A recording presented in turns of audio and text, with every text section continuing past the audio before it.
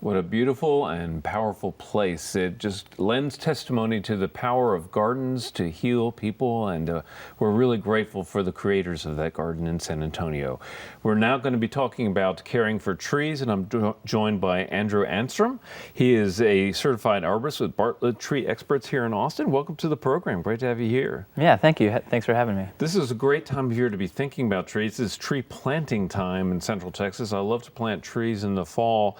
And this has been a particularly kind of tough year for trees, it seems like. It really has. We had a lot of very strange weather that has actually been catastrophic, especially to a lot of new trees, just because they weren't ready for the inundation and the low temperatures followed by an immediate snap of 100-degree temperatures. It's like somebody turned the oven on, right? Yeah, after being drowned. And what I've noticed is a tremendous amount of leaf drop early.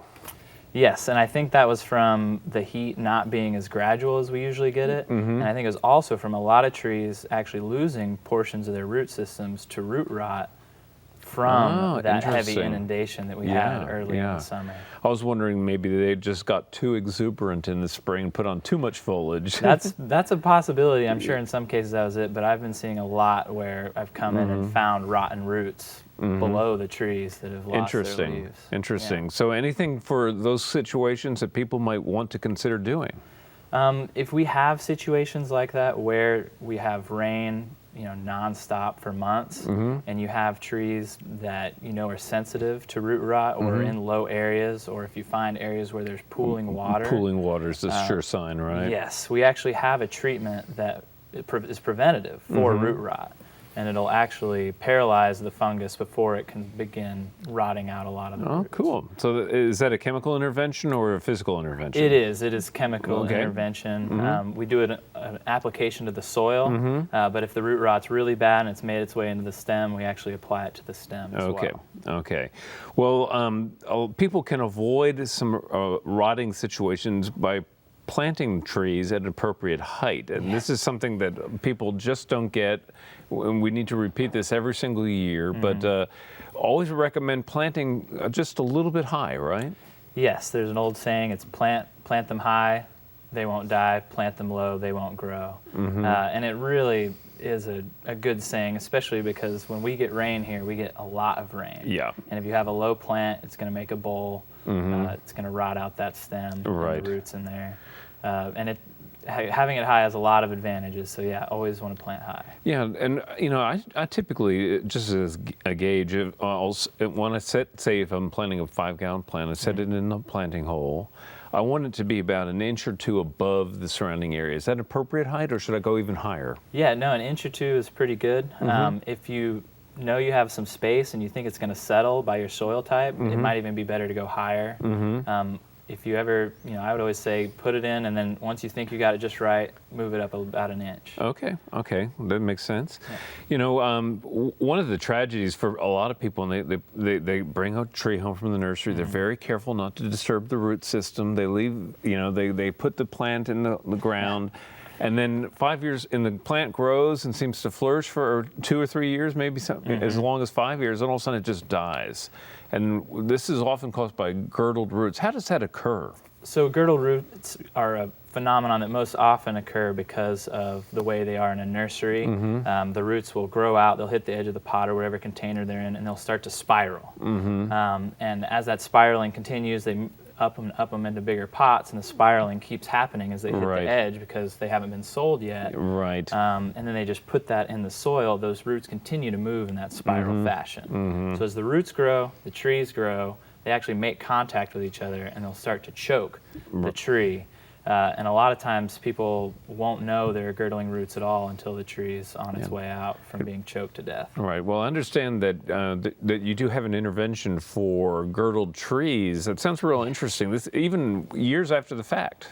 Yeah, ideally you want to get rid of those girdling roots at planting. A lot of the research we've done at our research lab actually shows that heavily cutting into the root system of a tree at planting will save you a lot of headache down the road Yeah, in terms of girdling. I'll either use the edge of a spade and cut the root ball, or take a garden fork and just rip into it until the roots are hanging out like hairs. Yeah, and it's even gotten more serious than that. What they're finding, they're going in with hatchets now, deep Wow. into the root ball, reaching in and yanking the roots out to try It's and kind of traumatic. it seems very traumatic, and when you're doing it and you hear those roots getting chopped, it feels painful. Oh, yeah. But it's just compared to dealing with girdling roots problems down the road, it saves a lot, and it shows that after 3 or 4 years, that tree will catch up to the one that didn't have its roots cut. Right. Well, and let's talk about if you do have a tree that you suspect is girdled, you have a process that it's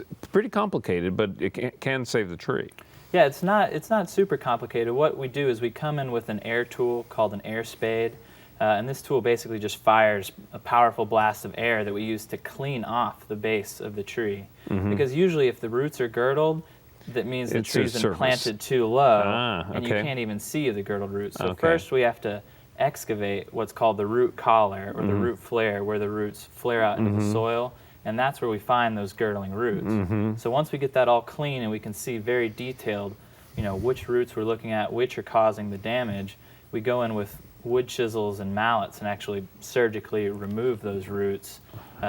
In the winter, we like to do this. Yes, a good thing to do in the winter, right? Yeah, because it's also a pretty traumatic experience, Right. but compared to the damage those roots can cause, it's worth it to get it dealt with. Well, a lot of people, if they're planting a tree, they wonder how close they should plant it to a home, or, can they build things over the root zone? Let's talk about those issues. What are some of the recommendations you have for, the placement of the tree in say, regards to a walkway or to a foundation?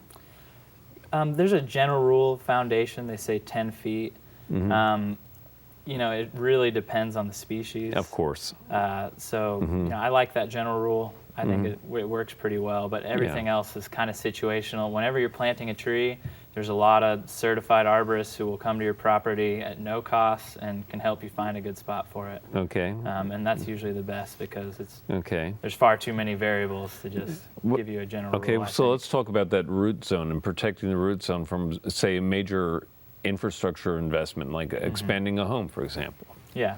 Again, it depends on the species, but protecting the root zone when you are, building is extremely important, and the city actually has a lot of rules put in place to sort of facilitate that protection. Right. And what they essentially recommend is you take the diameter of the tree at 4.5 feet above the ground, and you take it in inches, convert that to feet. So if you have a 10-inch tree, you take 10 feet, cut that in half, that's 5 feet, and you want to stay out of that 5 feet. Any impacts further into that 5-foot zone, you're going to be damaging a severe portion of that root system, and most species can't take that. Well, that's a pretty good rule of thumb. So 4 feet up, measure in inches, and then equate in feet and cut in half. Yes. Okay, got it. Math on Yeah, such a there you as a go. gardener. I like that. All right. So the city has some pretty strict rules, though, about trees, and that's another service that arborists provide now. Because and I applaud the city for trying to protect these what they call heritage trees, I believe, or.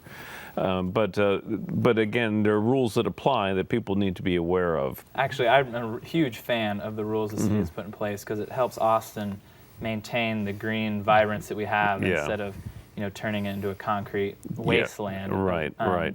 Of course, it makes things more challenging, but the challenge is well worth it, in my opinion. And the general rule for most homeowners is protected trees start at 19 inches. Okay. So that's a pretty decent sized tree. That's a big tree, yeah. You start having to worry about. But at that 19 inches, you start needing permits to do a lot of work. So Okay. if you want to remove that tree, you have to have justification to remove that tree. If you want to impact that half critical root zone like I was talking about, you need a permit to do that. Okay. And luckily there's a lot of arborists in Austin that will be more than happy to help you navigate that process. Okay. We only have enough time for a real brief response here, but I want to ask, what do you tell customers about watering trees, young trees? First, you need to do it. You absolutely have to water young trees. I would say the first 2 years, you want to be getting water on those trees twice a week, especially in the summer, maybe even 3 yes, in the times a summer. week. Okay. But water is essential to growth, and it's one of the major limiting factors here in Texas is our water. All right. So that's Well, my big tip. Okay. Well, Andrew, it's been a pleasure. Thank you for coming on. We hit some great topics, so I'm glad to meet you. Yeah, thanks for having me. Coming up next is our friend Daphne.